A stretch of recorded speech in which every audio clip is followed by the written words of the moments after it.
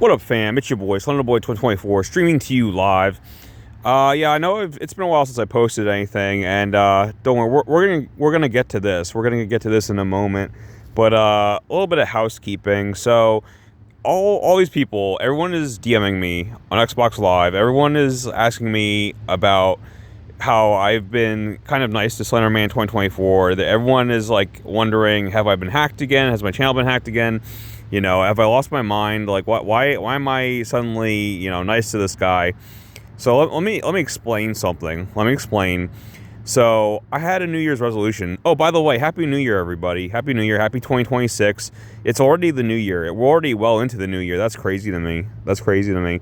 But yeah, I had a New Year's resolution. I was like, oh, I'm going to try and be nicer to Slenderman 2024, my rival. Not nice, like, nicer. I want to qualify that statement. Nicer. But yeah, no, so I watched one of his videos, right? It's the one where he had like the crazy satanic dagger, and he was like opening up a satanic mug or something, like whatever. At least it wasn't another watch video. Like I was watching it. It was fine. It was passable. So I gave it a like. I gave it a thumbs up, and I even wrote a nice comment. I was like, hey, I forget what I said. I was like, hey, like, great video, keep it up, or I regret that I can only like this once, and he seemed to enjoy that, So there you go. There's my good deed for the millennia or whatever. Like there you go. But like I'm not gonna do that forever. Like I did that once. New Year's resolution has been completed. Like I was nicer to him. That's it. I'm not gonna do that for every video. Like I'm not a fucking saint. Okay. I'm not a fucking saint. I'm not Mother Teresa. Fucking Mother Teresa wouldn't watch these videos. Are you kidding me? Like Mother Teresa wouldn't fucking watch these Wrist Mafia videos. You show three of those videos to her, and she all of a sudden she's like, "Oh please, Lord, please take me away, release me." Like, fucking Mother Teresa wouldn't be able to handle that shit. So no, I'm not gonna do that for every single wristwatch video he posts or whatever. I was nice to him for like a video, and that'll be that. Now we're gonna go back to normal. So. For anyone that was confused by all of that, I hope that clears things up a little bit. So anyway, yeah, like listen, I know I'm starting another another sub series of my many sub series that I already have too many. Do not worry, the SNES showcases will continue. The PS5 Chronicles will continue. I love doing both of those, but I have begun a new journey. If you guys watched the Christmas stream, you saw that Santa had this idea. He basically, in his infinite wisdom, he said, no, Slender Boy, you don't want a Switch 2. You don't want the newest, hottest console. You want to go the retro route. You want to play Atari 7800 games. And I was like, okay, Santa, far be it from me to question your wisdom. And you guys see how I'm a retro gamer at heart. You guys see how I light up when I talk about my SNES, my SNES collection, my SNES games on my Superboy. So this is just kind of a more extreme version of that. I think I've said before, but I grew up with a Super Nintendo. That is my favorite console. The Atari stuff was a little before my time, so I'm kind of like learning about this as we go. So that's interesting to me. I can only handle so much though. Like here's what I understand. The Atari 2600, it's a classic. It was the precursor to the Nintendo. Before Nintendo there was Atari. Atari was in every household. People loved it. The problem is these are like so dated graphics at this point. Like not even 8-bit. The NES was 8-bit. This is like, I don't know, fucking 4-bit or something. Like, so I can only go so far back in time. I can't do 2600. I really can't. And then the Atari 5200 was a colossal bomb. It was a complete disaster. And you can tell how, like, with this new machine that I have, the 7800 Plus, right? It plays it off the cartridge. But it's backwards compatible with 2600 games. So I could start collecting them if I really wanted to. Probably not. And it plays 7800 games, obviously. It does not play 5200 games. And I think even Atari was like, yeah, no one gives a shit about those. Forget it. Which is unfortunate. I think they're missing out. I think they, at that point, why not just add another cartridge slot and allow people to play 5200 games? You would have seen an uptick in 5200 game sales. it would have been a win-win for you. I would have been willing to explore those because from what I've seen, those are at least graphically more powerful than the 2600. Those are closer to NES graphics, but the 7800 is the king. The 7800 is on par with NES or perhaps even slightly beyond it. We can talk about that. But that's the console that I'm really interested in kind of doing a deep dive on, and so that's why I'm starting this new series, the Atari Archives, and similar to the PS5 Chronicles, SNES Showcase. Every episode I'll kind of explore a different game, and I've already amassed a bit of a collection already. In fact, the console itself came with a free game, Bentley Bear's Crystal Quest, which, trust me, I'm going to do a whole episode on that. I first have to beat the fucking game. That's a game that emulates NES difficulty, trust me. And I am going to talk about that soon, but even beyond the Pac-In game, why wasn't this the Pac-In game? I feel like it's only appropriate if you're going to talk about Atari, you have to start with Pac Man. So like my first Atari Archives episode, I think it has to be on this. I think it has to be on this. It has to be on Pac Man Double Feature. And this is a special new game that they created for the release of the 7800 Plus. And let me show you one. I mean, I love the little sleeve. Again, they have gone above and beyond to replicate, the original box art, the little cartridge sleeves, the manuals that they would have given you. Let me show you something really special about this one, at least. Do you see this? It has fucking dip switches. Are you kidding me? It has fucking dip switches. Oh, did you see what I just did there? So back in the day, you needed a way to physically tell the console that, hey, I want you to play this game off of this cartridge and not the other one, because this has two games on it. It's called Double Feature, obviously. This comes with the original Pac Man 2600, and it comes with an all-new, brand-new arcade-style Pac Man game for the Atari 7800, something we should have gotten in the first place. And honestly, if we had gotten... Okay, I'm getting ahead of myself. Let me go back to the dip switches. So yeah, that's I don't know what the other 2, 3, and 4. I don't know what they do, but just hitting one, that's how you switch between the two games, between the 2600 and the 7800. But isn't that wild? Just do it. You have to do that little dip switch thing to change the game. You can't have it's not like in modern games where you have two on a disc and you have a menu where you choose one game over the other. No. We got to do this old school. I love the attention to detail. I love the fact that they had that little detail. Like the attention to detail is phenomenal.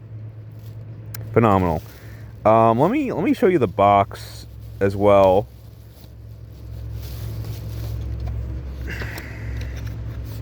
So here we go. It's just like it was the frickin' 80s again, and you just bought this off the shelf. I love all the box art, but I love the silver sheen that all these 7800 games have. I think with 2600, it was never this, right? It was always like a reddish box or different. There were different color boxes, but there was a red box series, a blue box series. But I like this. I like the 7800 series that is all silvery. Yeah, and it's compatible with 2-in-1 cartridge, the 2 games in 1. And it's compatible with all these games, all these new games you get off the Atari website. They're all compatible with either the original 7800, 7800 Plus, and then 2600 Plus. I mean, that's the thing. These two machines are basically the same. They just look different. They're both style. The hardware is the same. The outer shell is made differently to either replicate the 2600 or the 7800. But they're the same freaking. That's why this game will work on either of those, even though it's not a 2600 game. And here they have, the consoles, the controllers, etc., etc. Here we go. Let me just read this. 2 ways to chomp. 1 and 2 players, and there you go. You have, for people that want to revisit this atrocity, you have Pac Man 2600, and then you have this new one, the Pac Man 7800. So let me read the little blurb. Experience the original video game romance that began in 1982. God damn, yeah, the early 80s. Before the video game, the video game crash was of 83, actually. So this is right before that. I wonder if this directly contributed. Experienced the original video game romance beginning in 1982 when Atari brought Pac Man to home consoles for the first time. Enjoy Pac Man the way it was meant to be played on an Atari console with a new arcade-style version for the Atari 7800. Or revisit the very first home version of the game with the re-release of Atari 2600 Pac Man just the way you remember it. Both games are together in a 2-in-1 cartridge. See why it was love at first bite. I love it. I love the little blurb. I love the packaging. I love the cover art. I love it. I love the little cartridge sleeve, like, and let me show you something else real quick. So, and I went over this in one of my shorts, but the Atari games, they're priced differently, and it's kind of weird. So not just some, most of the games are $33. I don't know how they came up with that magic fucking number. I think it's too high, but most of these games are $33. Some of the games, like Galaga, like Pac Man Double Feature, are a little bit more expensive. They're $35. I mean, it was already too expensive, but at that point, you know what I mean? Like, I'm saying, like, okay, well, in for a penny, in for a pound, $2 more, and here's what you get for $2 more. This is why, in that regard, I think the 35 is totally worth it. So, for example, here's Food Fight, which was 33, and here's like the little manual, the game guide that it comes with, and I love it. They replicate the original manual. It's beautiful. Here is the Pac Man Double Feature manual. No, let's call it a booklet. Let's call it. Look at this. Look at this. Okay, that's where your extra $2 are, man. Like, this is so fucking worth. This is worth it just for the booklet. This is crazy. So, of course, they replicate the original, manual for 2600, but before that, and they have a manual for the 7800, but before even that, they have these little, full color little pages about the history of frickin' Pac Man, and that's so frickin' cool. Right? Like, that's worth the price alone. So that makes me curious about the more expensive ones like Dig Dug or Galaga. I kind of want to get those now, because I'm like, are the manuals like that? Like, do they have like background info like this? Like, I'll buy that. That's worth it to me. That's worth it to me. I mean, look at this. Look at this artwork. So this artist is legendary. This artist is legendary. Let me find his name. One sec.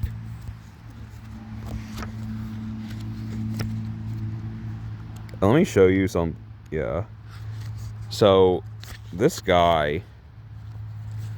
God damn, what was his name? Yuji something?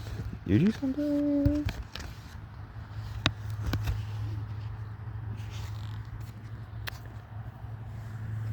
He is a true hero. Behind the art with Hiro Kimura, okay? I mean, look at this art. This art is stunning. So, to be clear, and this is the original 2600 art, okay?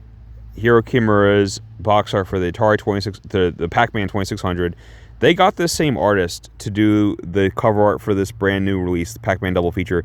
How Hiro Kimura must be like 80 years old. They got him to do this art. That's crazy.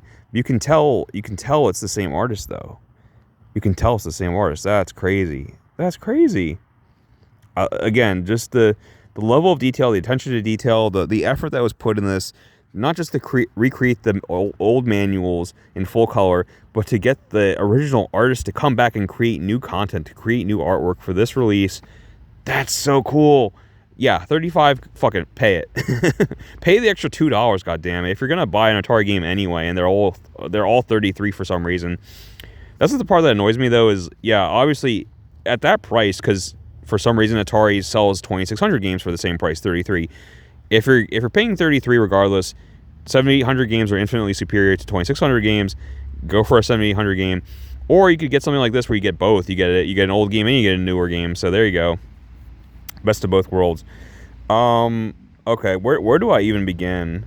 So yeah, the background details are really freaking cool.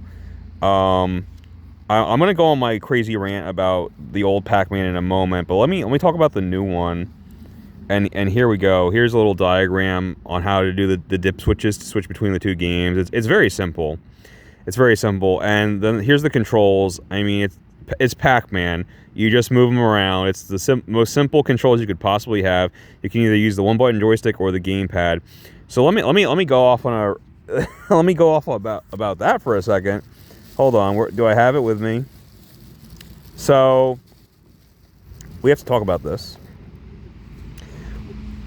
We have to talk about this thing.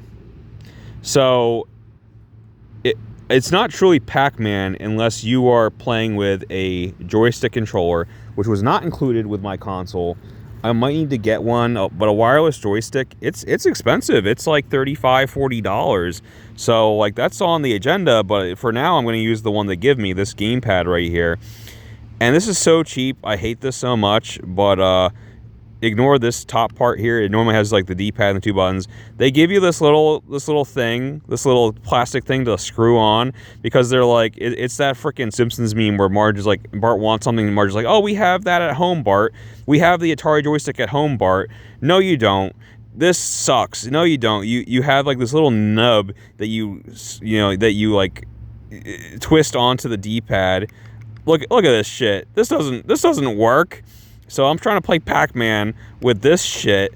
This doesn't work. This is awful. Atari, how could you say this is... You should be ashamed. This is not it, man. This is not it. So I feel like I can't even properly review these games just yet because I didn't play them the way they're meant to be played. Even though, I mean, I'm playing it on official Atari hardware. If it's Pac Man, you need the fucking joystick. Why couldn't they include both controllers? You call me crazy. I remember the freaking, what was it, the Super Nintendo Mini, remember that, the SNES Classic? That came with 2 controllers. And I think the Genesis Mini did too. Why couldn't this come with 2 controllers? Come on, man. Like, I want to play 2-player Pac-Man.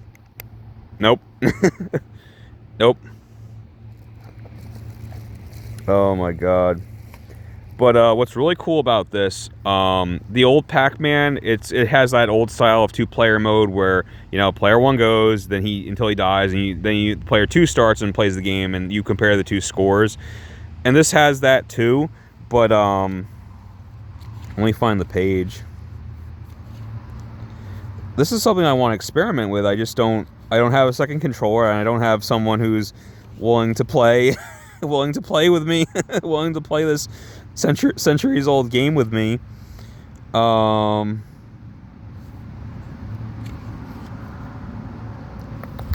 here it is. And I like this too. Again, this is how it was in the 80s. You have the difficulty switches on the console itself, so you switch from A to B. So yeah, here's B position, player 2 plays standard alternating round of Pac-Man, blah blah blah. A position. I'm so interested about this. Player 2 controls Blinky, so I'm gonna play as Pac-Man, and then on the same screen, my opponent, the second player, is controlling one of the ghosts and like moving him around, trying to kill me. That sounds really fun and unique. I think that's the only Pac-Man that lets you do that. So I would love to mess around with that. Again, I need to buy a joystick, and I need to find a friend who's willing to play Atari games with me in the year 2026. Good luck, friendo. Good luck.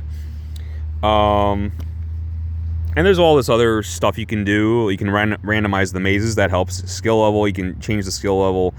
You can up Pac-Man's speed. Oh man, it can go so fast. It's crazy. It's way faster than you remember. It's crazy. And I always like this too. So again, and here's like a screenshot. It looks just like the arcade. Like, that's the thing about Atari 7800. That console was capable of pretty much almost 1-to-1 arcade emulation. I mean, same thing with NES. I would say even a little bit better. Like, people say that the Galaga for NES is inferior to the Galaga for 7800. I tend to agree. Pac-Man for NES. I think the Pac-Man for this, which to be fair, you know, is a new game technically, but yeah, this outclasses Pac-Man on any other console. And let me just point out, I love little Easter eggs like this. Look at the power-ups. Like, there's the dot, power pellet, cherries, obviously. It goes all the way up to Galaxian, a little reference to another Bandai Namco game. So I love stuff like that. And that comes back too in I believe it's the Pac-Man World games. One of them, Galaxian, is actually a boss battle. So like it comes back around. It comes back around. Trying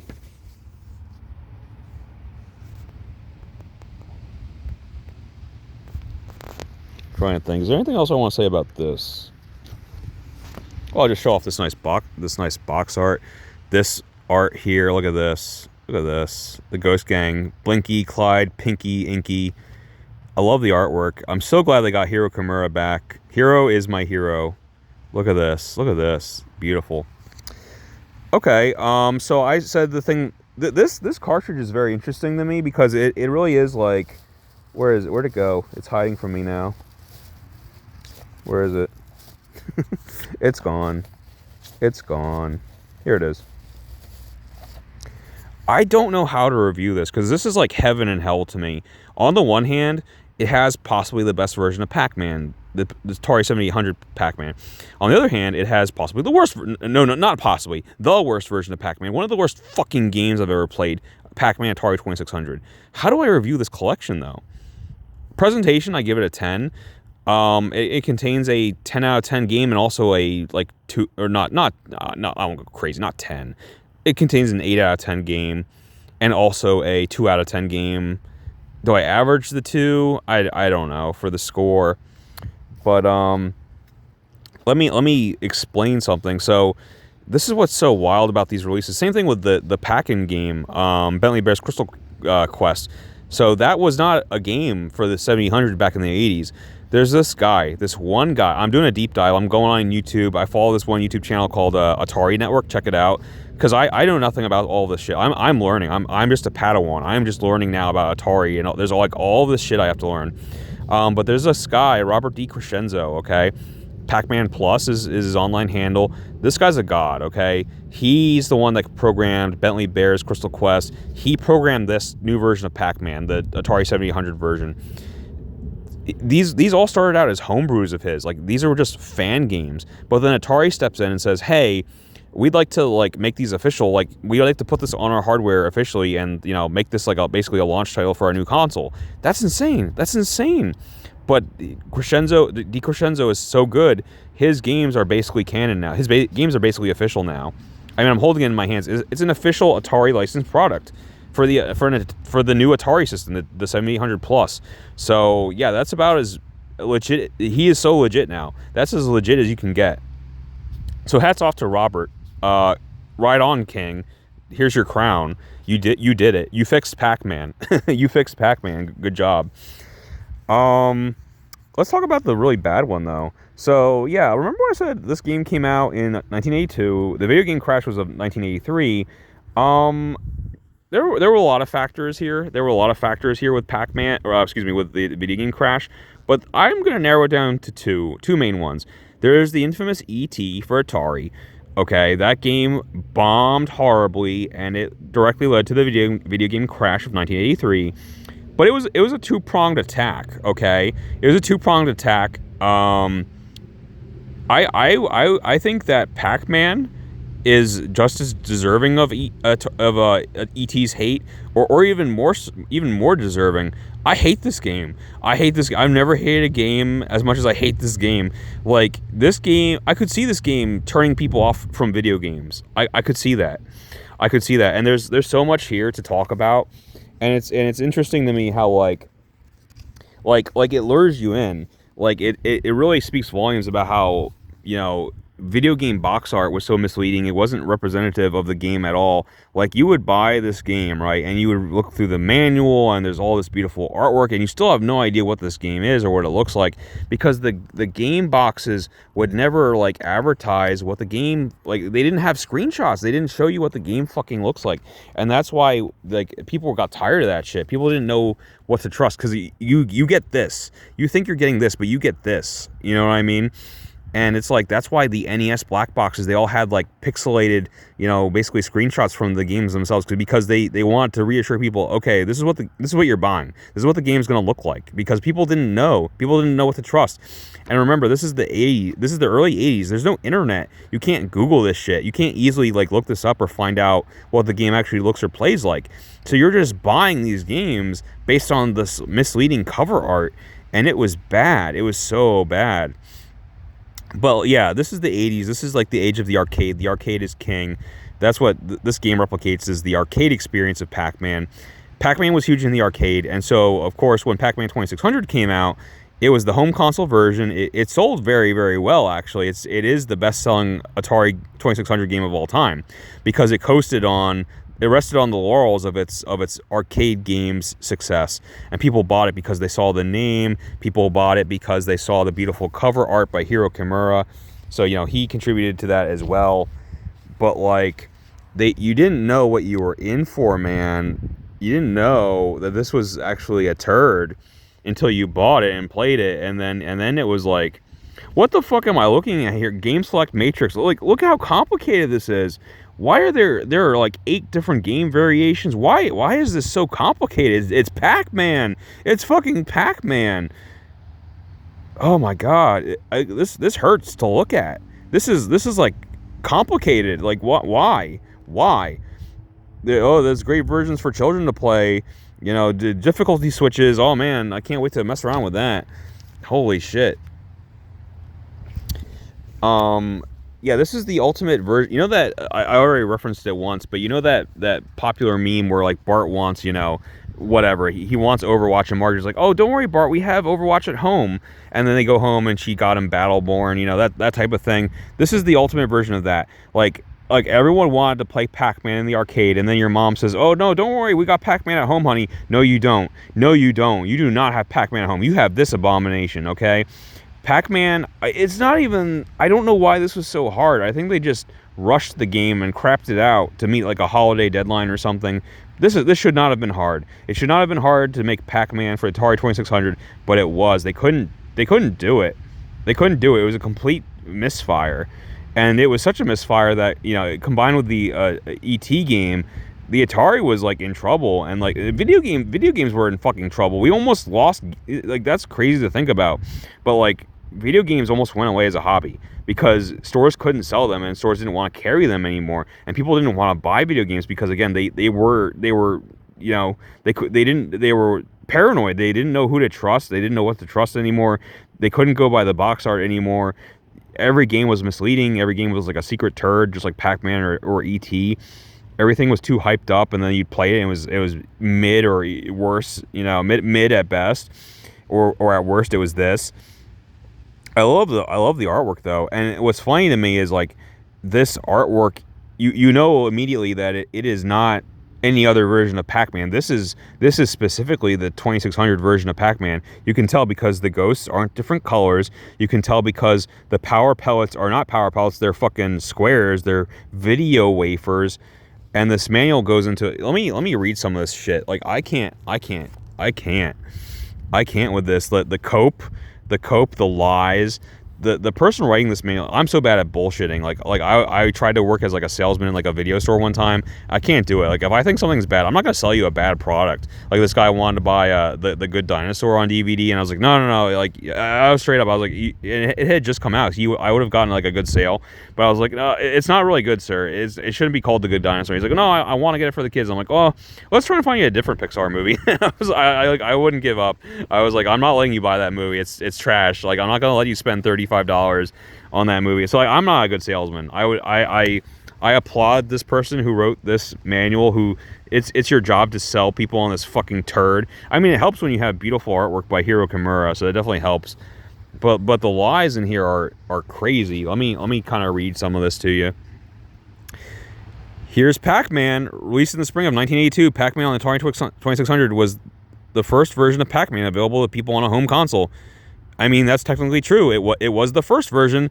It wasn't the best version, but it was the first version. Atari celebrated the launch. Yeah, no, there was like a Pac Man day. There was all this shit. Like, it's crazy. I didn't know this. Let me try and find the screen, or the picture rather. It was a big deal.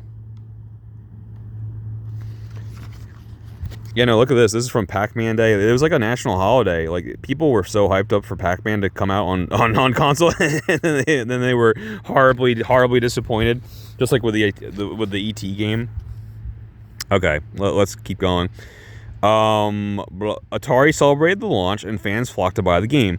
The original manual also noted that Pac Man 2600 was a great way for players to hone their skills and then go to the arcade to show off their abilities.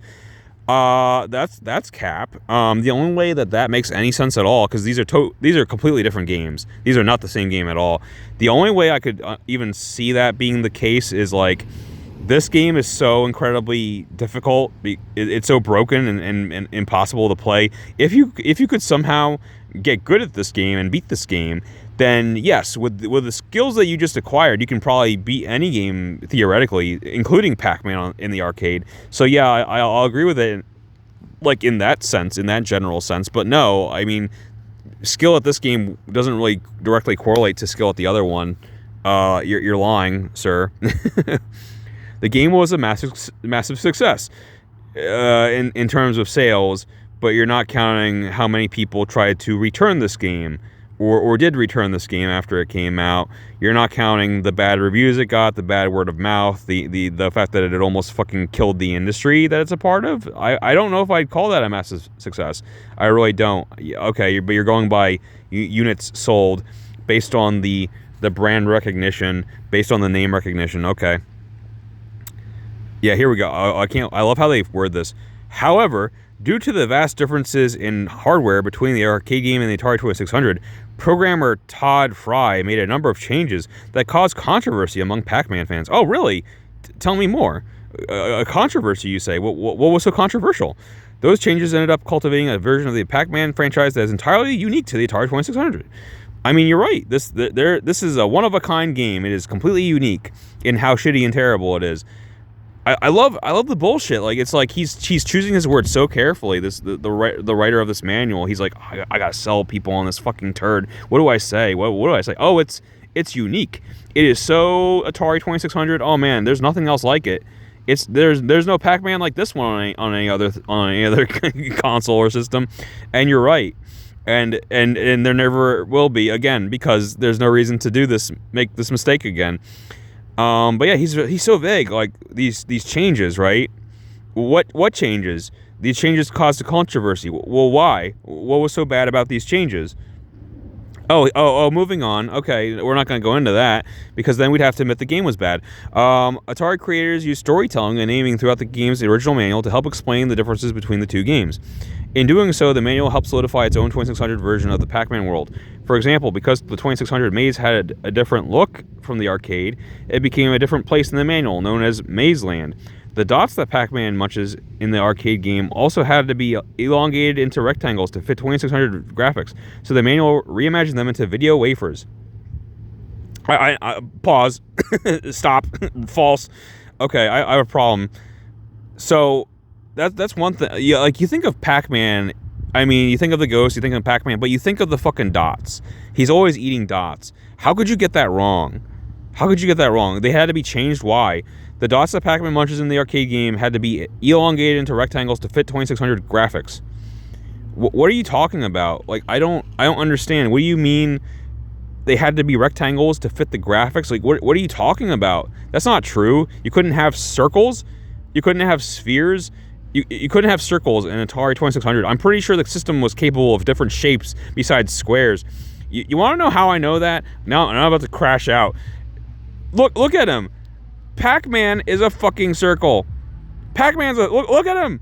He's a circle. Pac Man's a circle. He's in the game. Was there a circle quota? You could only have one circle per game. What do you mean they had to be squares? Stop lying to me.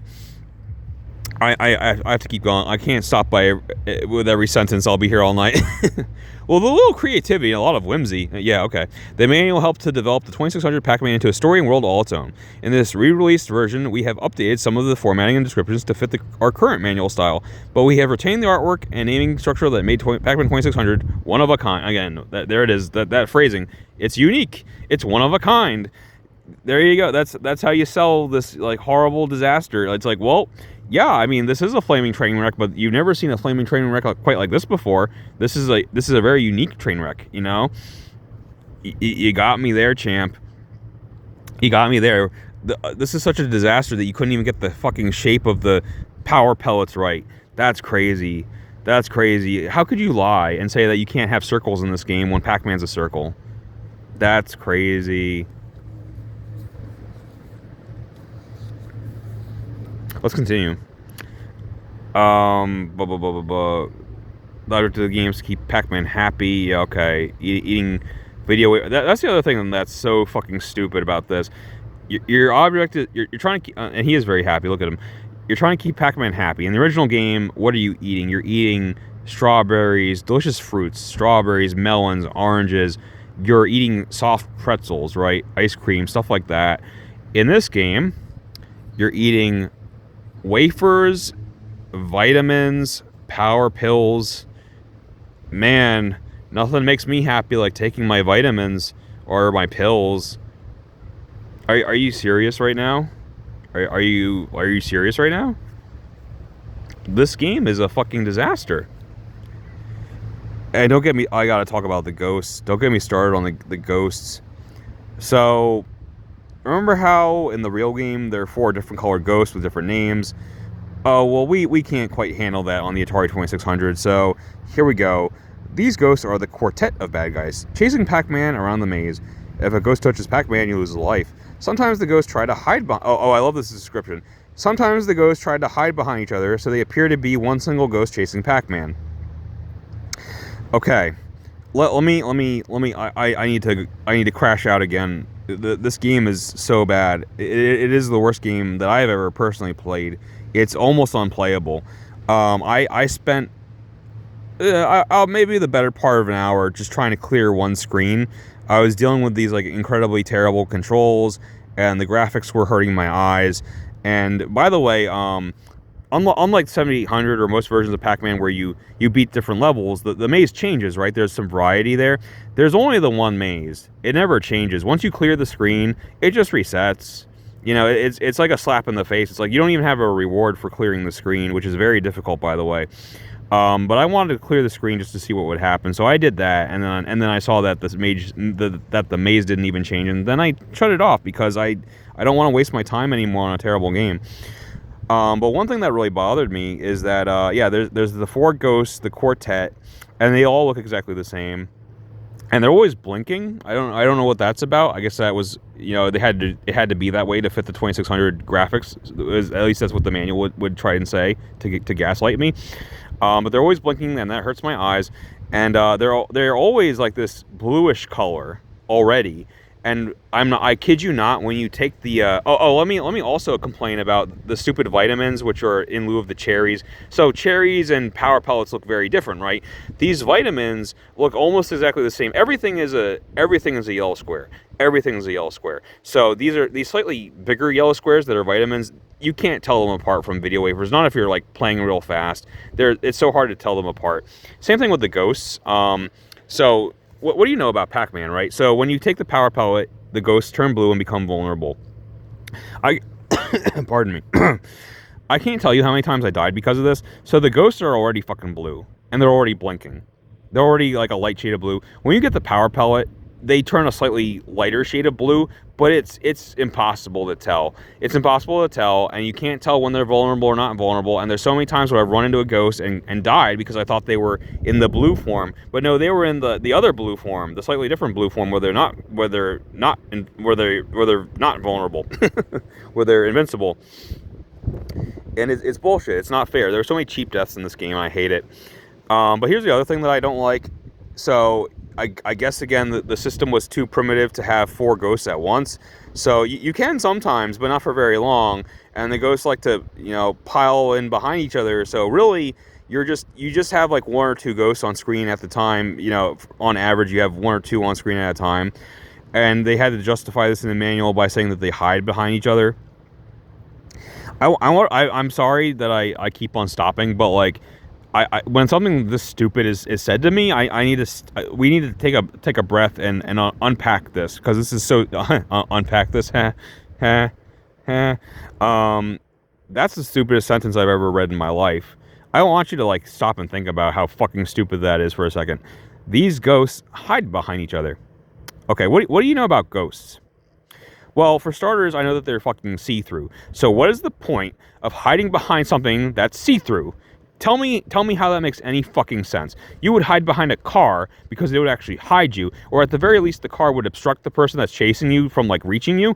Ghosts, the other thing ghosts are known for is being intangible. So you're gonna hide behind something that's clear and that's intangible so that I can go right through and grab you anyway. Why would you ever hide behind a ghost?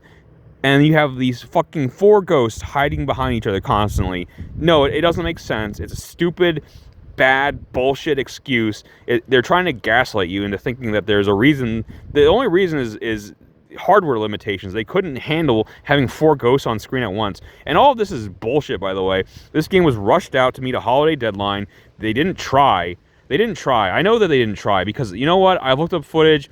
I've looked up footage. Look up footage of Miss Pac Man on 2600. Look up footage of Pac Man Jr. on 2600. These are 2600 games. These are games on the same fucking system, and they can handle 4 ghosts. They can handle different colors. They can handle better graphics. They can handle fucking spheres. Okay, they didn't try. They didn't try. And it annoys me because this is Pac Man. This is a really fucking big deal. This is a really big character in the world of video games, and they didn't try because they knew they didn't have to. They knew that they could coast on the name and that people would buy it, and they were right because this game sold like amazing. It's the best-selling game on 2600. So you know what? In a way they were right, but in a way they were wrong because they almost fucking killed the industry with this. They almost caused the video game. I mean, they did cause the video game crash of '83. Fuck this game. And let me. I'm not done. I'm not done. I'm crashing out. I don't care. I'm gonna talk about this game all night. I don't care. I'm so pissed off. I hated this game. This game is so hard to play. You would think that, like, how do you fuck up Pac Man? Well, actually, it's pretty easy apparently. So first of all, this sucks. You need the joystick. This does not count. This is we have the joystick at home, as Marge Simpson would say. This doesn't work. This doesn't work. Pac Man is like always moving, and you can tell him to go up, down, left, right, blah blah blah. So in a normal video game, right? You use the controller, and there's an input, and you tell Mario jump, and he'll jump. He'll listen to you. This is more of like a suggestion box. I'm not like Pac-Man's already moving. You can't control that, and you can request. You can say, hey, I would like you. Like, he usually goes left or right. Like, that's pretty consistent. But if you want to go up or down, especially with like those narrow passages, he doesn't do it. Like you ask him. You can ask him, hey, can you go up right now? And he'll like think about it, and then he'll just say fuck off, and he'll keep going. What usually happens is when I'm trying to go up or down, he does this weird thing where he just like shifts from left to right because it just won't go through. The input won't go through. And trust me, when you're being chased by 3 ghosts and you really need him to go up and he doesn't listen to you, and you get fucked, and it's a really frustrating death, and you throw the controller across the room because you died and it wasn't your fault. It was the controls that killed you. You know, it's frustrating. It was actually really hard to even clear one screen with these broken, awful controls. I hope I never play a game that controls like this, where again, it really doesn't feel like it's hard to explain. Bad controls are really hard to explain if you haven't physically played the game yourself. But like, trust me when I say this is the first time where I'm holding a controller and like I don't feel like I'm in control. I feel like I'm just kind of asking him nicely, like, hey, next turn, could you please go down? I know you didn't listen last time, but I really need you to go down this time because the power pellet's the vitamin's about to disappear. They're only on screen for like 2 seconds and they go away. Oh, you didn't listen. Oh, and now the power pellet's gone, and now you ran head straight into a ghost and died. Okay, that's great. That's fucking great.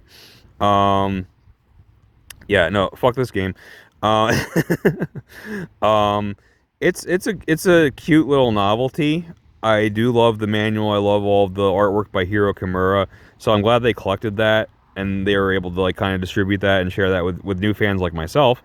And I do love Robert DiCrescenzo's new Pac Man game. So I do like a lot of things that come in this package, but the 2600 game, it's a fucking black mark on this box, man.